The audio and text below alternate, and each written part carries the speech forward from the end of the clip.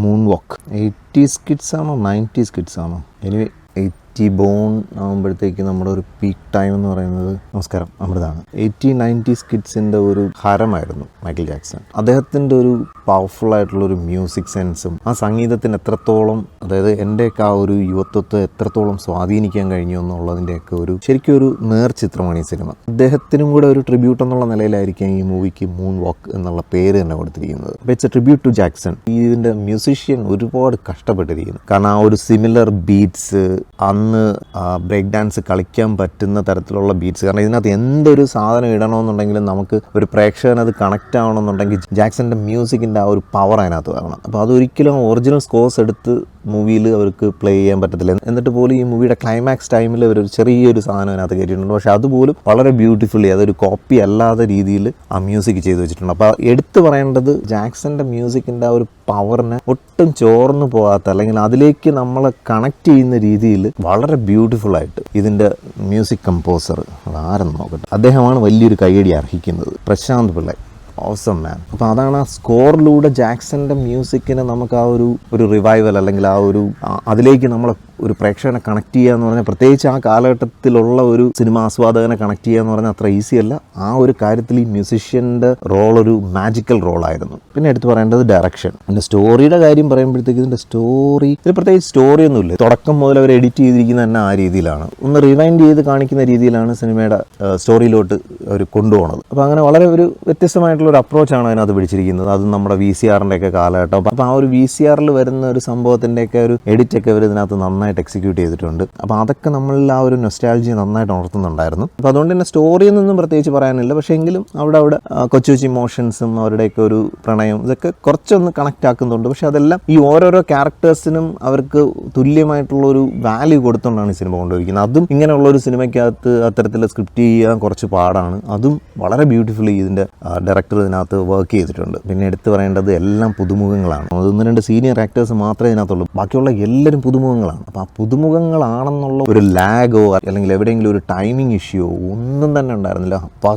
Professional actors എങ്ങനെ ഈ ക്യാരക്ടേഴ്സിനെ handle ചെയ്യും, ആ കാര്യത്തിൽ ഇതിൻ്റെ അകത്ത് അഭിനയിച്ചിരിക്കുന്ന ഓരോ ആക്ടേഴ്സും they need an appreciation. So salute you bros, awesome. പ്രത്യേകിച്ച് അനുരാഗ് VP, സുജിത്, പ്രപഞ്ചൻ, മോസസ് എടുത്തു പറയേണ്ടതുണ്ട്. ഓരോരുത്തരും അവരുടേതായിട്ടുള്ള ഒരു റോള് പെർഫെക്റ്റ് ആയിട്ട് ചെയ്തിട്ടുണ്ട്. അപ്പോൾ അതുകൊണ്ട് എല്ലാവരുടെയും ഡീറ്റെയിൽസ് ഒന്നും ഇതിനകത്ത് കൊടുത്തിട്ടില്ല. ഞാൻ IMDbയിലാണ് നോക്കിക്കൊണ്ടിരിക്കുന്നത്. എല്ലാവരും ഒന്നിനൊന്ന് മെച്ചമായിട്ട് പെർഫോം ചെയ്തിട്ടുണ്ട്. പ്രത്യേകിച്ച് അവരുടെ ആ ഒരു വൈബും അവരുടെ ആ ഒരു ഡാൻസ് സീക്വൻസസിലുള്ള അവരുടെ ഒരു എനർജി, ഇതെല്ലാം നമുക്ക് ഫീൽ ചെയ്യും. കാരണം എനിക്കിത് ഭയങ്കരമായിട്ട് കണക്ട് ആകും. കാരണം ഞാൻ ഈ ഒരു ഏജിൽ നമ്മൾ പഠിക്കുന്നതെന്ന് പറഞ്ഞു കഴിഞ്ഞാൽ ഇത് ഷെയറിങ് ആണ്. ഇതെങ്ങും പോയി അങ്ങനെ ഇത് പഠിപ്പിക്കുന്ന ആളിൻ്റെ അടുത്തോ പോയി പഠിക്കുന്ന കണക്കല്ല. ഇത് നമുക്ക് കിട്ടുമ്പോഴത്തേക്ക് നമ്മൾ തന്നെ ആ ഒരു വേവൊക്കെ ഇതിങ്ങനെ പാസ് ചെയ്ത് പോകുന്ന ഒരു സാധനമാണ്. അപ്പോൾ അതിൻ്റെ ഒരു പെർഫെക്ഷൻ ആർക്കുണ്ടെന്ന് ചോദിച്ചു കഴിഞ്ഞാൽ ജാക്സണിൽ മാത്രമേ ഒരു പെർഫെക്ഷൻ കണ്ടിട്ടുള്ളൂ. പക്ഷേ ഇതിനകത്ത് അഭിനയിച്ചിരിക്കുന്ന ഒരു ആക്ടർ, അദ്ദേഹത്തിൻ്റെ ബുദ്ധിമുട്ടുകൾ ഞാൻ സ്റ്റോറിയിലോട്ടൊന്നും പോകുന്നില്ല. പക്ഷേ ഇതിനകത്തൊരു ക്യാരക്ടറിൻ്റെ പശ്ചാത്തലം ആദ്യം കാണിക്കുന്നുണ്ട്. അപ്പോൾ അത്തരത്തിലുള്ള പശ്ചാത്തലങ്ങളിൽ നിന്ന് പോലും ഈ ബ്രേക്ക് ഡാൻസ് സ്റ്റേജുകളിൽ കളിച്ചിരുന്ന ഈ സിനിമ കാണുന്ന ഓരോരുത്തർക്കും ഇതുപോലുള്ള ക്യാരക്ടേഴ്സിനെയൊക്കെ നമുക്ക് കണക്ട് ചെയ്യാൻ പറ്റും. അപ്പോൾ അതുകൊണ്ട് തന്നെ അങ്ങനെയുള്ള ഒരു കഥാപാത്രം ഇതിനകത്തുണ്ട്. ആ കഥാപാത്രമാണ് ഇതിനകത്ത് ഫൈനൽ ക്ലൈമാക്സിൽ കൊണ്ടൊരു വൈബ് പരിപാടി നടത്തുന്നത്. അത് ഗംഭീരമായിരുന്നു. കാരണം നമുക്ക് ഈ ജാക്സന്റെ ടൈപ്പ് ഓഫ് സ്കോർസ് വരെയും അവരുടെ പ്രാക്ടീസ് സെഷൻസ് ഒക്കെ കാണുമ്പോൾ തന്നെ നമുക്ക് അങ്ങനെ ഗൂസ് ബംസ് ആണ്. പക്ഷേ എങ്കിലും ലാസ്റ്റ് മൊമെന്റിൽ ഒരു സാധനം വെച്ച് പിടിച്ചിട്ടുണ്ട്. അവിടെയാണ് ജാക്സന്റെ ത്രില്ലറോ എന്തോ ഒരു സാധനത്തിന്റെ ഒരു ചെറിയൊരു സംഭവം അതിനകത്ത് അവർ മിക്സ് ചെയ്ത് കയറ്റിയിട്ടുണ്ട്. എന്നിട്ടാണ് അത് തുടങ്ങുന്നത്. പക്ഷെ അത് കൂടുതൽ അവർക്ക് കൊണ്ടുപോകാൻ പറ്റത്തില്ല. പക്ഷേ എങ്കിലും അങ്ങനത്തെ ഒരു സാധനത്തിൽ തുടങ്ങിയ ഒരു ത്രോബിങ് ആയിട്ടുള്ള ഒരു പെർഫോമൻസ് അവസാനമുണ്ട്. അത് ഫുൾ എനർജിയിലാണ് തിയേറ്ററിലുള്ള എല്ലാ പ്രേക്ഷകരും കണ്ടുകൊണ്ടിരുന്നത്. ആ ഒരു കാലഘട്ടത്തിന് വളരെയധികം ഡിമാൻഡ് ചെയ്യുന്ന ഒരു കളർ ടോണാണ് അവർ പിടിച്ചിരിക്കുന്നത്. അപ്പോൾ അതൊക്കെ ഭയങ്കര രസമുണ്ടായിരുന്നു. പിന്നെ ഓരോരുത്തരുടെ കോസ്റ്റ്യൂംസ്, ഇത്തരത്തിലുള്ള മൂവീസ് വളരെ വൃത്തിയായിട്ടും മെനക്കും എടുത്ത് വയ്ക്കുന്ന തമിഴരാണ് പൊതുവെ. അത് നമുക്ക് കൃത്യമായിട്ട് ആ കാലഘട്ടം ഫീൽ ചെയ്യും. പക്ഷേ ഇതിനകത്ത് നോക്കിയപ്പോഴത്തേക്ക് ഇതിൻ്റെ ആ ഒരു വാസ്റ്റ് ഏരിയ കണക്കിലെടുക്കുമ്പോഴത്തേക്ക് അധികം പഴയ വണ്ടികളൊന്നും കൊണ്ടിട്ട് നിറയ്ക്കാൻ അവരെ കൊണ്ട് കഴിഞ്ഞിട്ടില്ല. എങ്കിലും യമഹ RX100, സുസുക്കി, ഒരു KSRTC ബസ്, അങ്ങനെയൊക്കെ കുറേ സംഭവങ്ങൾ ഇതിനകത്ത് കൊണ്ടുവന്ന് ഒരുക്കിയിട്ടുണ്ട്. ഇതിനകത്തുള്ള റിസ്ക് എന്ന് പറഞ്ഞു കഴിഞ്ഞാൽ ഇതിനകത്തുള്ള എല്ലാം പുതുമുഖങ്ങളാണ്. അപ്പോൾ അതുകൊണ്ട് തന്നെ സിനിമ വിജയിച്ചെന്ന് സിനിമ കണ്ട ആളുകൾ ഇറങ്ങി പറയണം ഇത് നല്ല സിനിമയാണ് എന്ന് പറഞ്ഞാൽ മാത്രമേ ഇത്തരം സിനിമകൾ വിജയിക്കത്തുള്ളൂ. ആ മൗത്ത് പബ്ലിസിറ്റിക്ക് വലിയൊരു വാല്യൂ ഉണ്ട്. അതിനപ്പുറത്തേക്ക് ഈ പറയുന്ന പ്രൊപ്പഗണ്ട അല്ലെങ്കിൽ മീഡിയ വെച്ചിട്ടുള്ള ഒരു ഹൈപ്പിങ്, ഇതൊന്നും ഇതിനകത്ത് വർക്ക് ആവത്തില്ല. അപ്പോൾ അതുകൊണ്ട് തന്നെ അത്രയും carefully each and every actors ഇതിനകത്ത് ഡെഡിക്കേറ്റഡ് ആയിട്ട് വർക്ക് ചെയ്തിട്ടുണ്ട്. ദ എൻറ്റയർ ക്രൂവിൻ്റെ ഒരു ഡെഡിക്കേഷൻ ഈ സിനിമയ്ക്കകത്ത് ഔട്ട്പുട്ടായിട്ട് ഒരു പ്രേക്ഷകൻ എന്നുള്ള നിലയിൽ തിയേറ്ററിലിരുന്ന് അങ്ങനെ ആസ്വദിക്കാൻ കഴിഞ്ഞു. പിന്നെ സൗണ്ടിങ്ങും ഒക്കെ സൂപ്പറാണ്. ട്രാൻസ്ഫോർമേഷൻസ് വരും, അതായത് ആ ഒരു തിയേറ്റർ എക്സ്പീരിയൻസ് കൊടുക്കേണ്ട സമയത്ത് ഇതിൻ്റെ ഡാൻസും അതിൻ്റെ അത് ഇനിഷ്യലി തുടങ്ങുന്നത് ആ ഒരു ചെറിയ ടേപ്പ് റെക്കോർഡറിലാണെങ്കിൽ പിന്നെ അങ്ങോട്ട് ആ ഒരു അറ്റ്മോസിൽ അങ്ങനെ സൗണ്ടൊക്കെ കൂട്ടിയിട്ടുള്ള ഒരു പെർഫോമൻസ് നമുക്ക് അതിനകത്ത് തിയേറ്ററിൽ തരും അവർ. ആ എക്സ്പീരിയൻസും അടിപൊളിയായിരുന്നു. പിന്നെ ഭയങ്കര ഗംഭീര ആക്ഷൻ സീക്വൻസുകളൊന്നും ഇല്ല, പക്ഷേ ഇതിനകത്ത് ആക്ഷനേക്കാൾ പ്രാധാന്യം ഇവരുടെ ഒരു ഡാൻസും അവരത് പഠിക്കുന്നതും അത് പെർഫോം ചെയ്യുന്നതും ഒക്കെയാണ്. എങ്കിലും കോളേജിലൊക്കെ നടക്കുന്ന വളരെ നാച്ചുറൽ ആയിട്ടുള്ള, അതായത് ഒട്ടും ആർട്ടിഫിഷ്യാലിറ്റി നമുക്ക് ഈ സിനിമയ്ക്കകത്ത് തോന്നിയില്ല. പിന്നെ സന്ദർഭത്തിനൊത്ത 1-2 പാട്ടുകളൊക്കെ ഉണ്ടായിരുന്നു, നല്ല രസമുണ്ടായിരുന്നു. പിന്നെ ഇതിൽ ഏറ്റവും വലിയൊരു നൊസ്റ്റാൾജിയ ഫീൽ ചെയ്തത് ട്രിവാൻഡ്രം, വേളി, സെൻറ്റ് ആൻഡ്രൂസ് ബീച്ച്.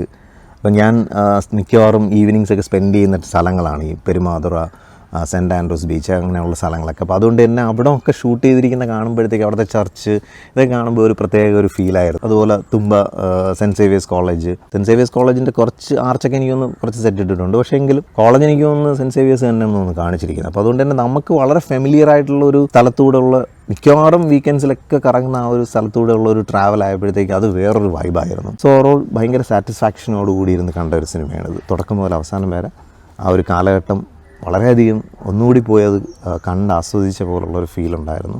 ഒത്തിരി നല്ല നല്ല ഓർമ്മകൾ വീണ്ടും റീകോൾ ചെയ്യാൻ കഴിഞ്ഞു. അപ്പോൾ അതുകൊണ്ട് തന്നെ സിനിമ എനിക്ക് ഭയങ്കരമായിട്ട് വർക്കായി.